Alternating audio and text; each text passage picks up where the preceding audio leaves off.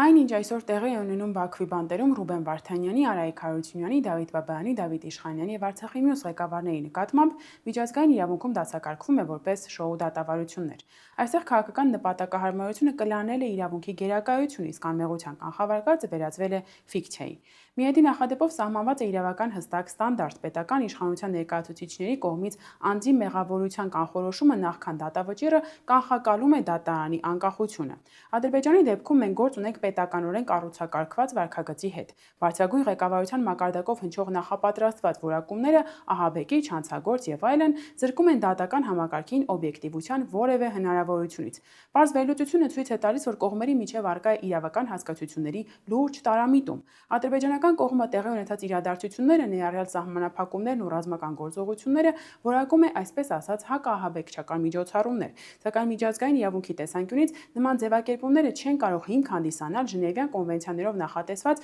հումանիտար պարտավորությունները շրջանցելու կամ անձանց իրավական կարգավիճակը նվազեցնելու համար։ Իրավական համակարգերի կառուցողական մոտեցումը պահանջում է անցում կատարել միջազգային հումանիտար ստանդարտների անվերապահ իրացմանը։ Մենք պետք է բացեիբաց արձանագրենք, քանի դեռ տարածաշրջանում առկա է գերիների եւ պահվող անձանց խնդիրը, խաղաղ համակեցության մասին ցանկացած դասական պատկերացում խաթարվում է, իսկ կողմերի միջև ինստիտուցիոնալ վստահության ձևավորումը դառնում է տեսականորեն անհնար։